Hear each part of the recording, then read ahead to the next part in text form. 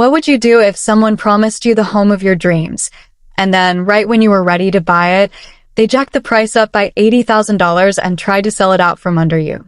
I'll tell you what I did. I made sure no one else would want it. And in the end, they were forced to sell it to us for less than they wanted. And the best part? They never saw it coming. If you've ever wished you could take justice into your own hands when the rich and powerful tried to crush you, hit that like button, subscribe my channel drrevenge, and get ready, because this is the most satisfying revenge story I have ever lived through. 15 years ago, my best friend Claire and her husband Mark were living a life that, on paper, looked like it was held together with duct tape and hope. 5 kids, 2 adults, 1 crumbling rental house in one of the most expensive cities in the country. The place wasn't pretty. It had a kitchen that looked like it had survived 2 wars, drains that smelled like a swamp in summer, and wallpaper so faded it was hard to tell what color it had once been. But here's the thing, it was home. The landlord, Mrs. Peterson, was an elderly woman with a softness in her voice that instantly disarmed you. She had more money than most people could dream of. We're talking prime properties, investments, luxury, everything. But unlike many in her position, she cared. I still remember the day she told Claire, "I'm not going to raise your rent. Not now, not ever while I'm alive. Save your money, and when you're ready, I'll sell the house to you for a fair price. I've done it for others. I'll do it for you." Claire believed her. I believed her. For the next 5 years, Claire and Mark lived like soldiers on a mission. No new clothes unless absolutely necessary. No dinners out. No expensive holidays. Every dollar that came in was another brick in the foundation of their dream. One Tuesday morning, Claire called me. Her voice was electric. "We're ready," she said. "We can finally buy it." I told Mrs. Peterson she's thrilled. I could hear the relief in her voice. The years of sacrifice had been worth it. 2 days later, Mrs. Peterson was gone. No warning. No chance to get the agreement in writing. Just a gone. Mrs. Peterson's estate went to her 4 children, and if Mrs. Peterson was the warm heart of the family, these 4 were the cold, calculating brain, and the heart was nowhere to be found. Each one was already wealthy. The kind of wealthy where you don't check price tags, where your starter home is a beachfront villa. When they first met Claire and Mark, they put on a good show. "Of course we'll honor Mother's agreement, but you'll have to wait for probate." Claire and Mark trusted them.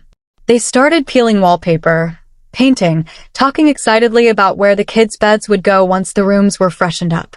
Probate took months. Then, finally, the call came. The house was available. Claire and Mark applied for the loan, expecting smooth sailing. But instead of the pre-approval they were sure they'd get, the bank officer looked at them like they'd come in asking for $1 million yacht loan. You know, the sale price went up, right? $80,000 more than you thought. It was like a punch to the gut. And the heirs? They weren't shy about their plans.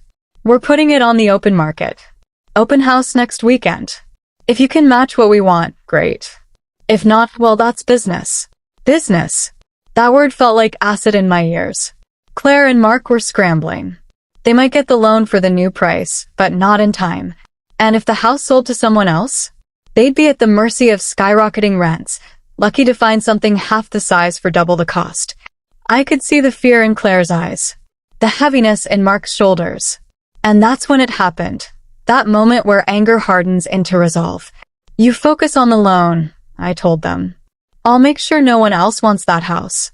I spent hours digging through articles, realtor forums, even a few shady corners of the internet. The formula for selling a house was clear. Make it look open, clean, inviting. Make it smell fresh. Make the neighborhood seem peaceful and desirable. So I thought, what if we did the exact opposite? Step 1. Shrinking the space. We dragged every piece of furniture into the center of rooms. Added borrowed chairs, tables, boxes. Hung loud, busy motorcycle posters and memorabilia on the walls. The rooms that had once felt cozy now felt cramped, almost suffocating. Step 2. The smell of doom. The morning of the open house, Claire boiled cabbage until the air was thick with it. We sprayed ammonia near the doors, a smell that mimics cat urine, and cracked 24 rotten eggs down the drains, letting the sewer gas stench creep into every corner. Step 3. Neighborhood charm.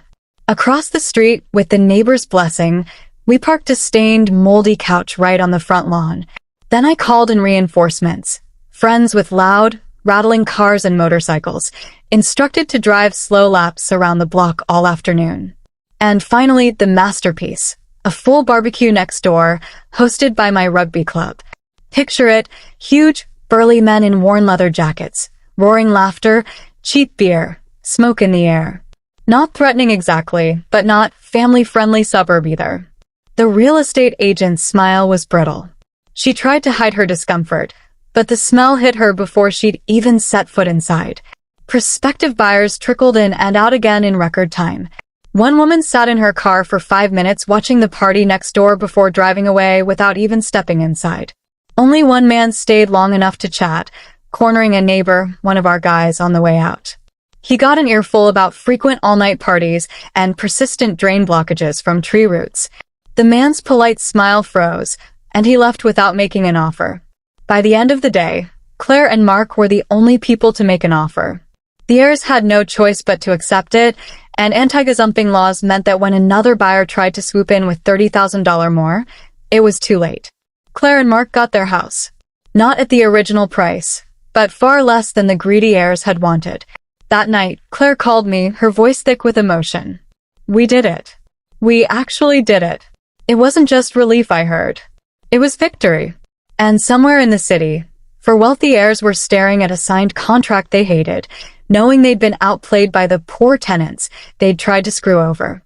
Sometimes revenge isn't loud. It isn't violent. It's quiet. Precise. A plan executed so well that the other side doesn't even see it coming until it's already too late. And that's the kind of justice I live for.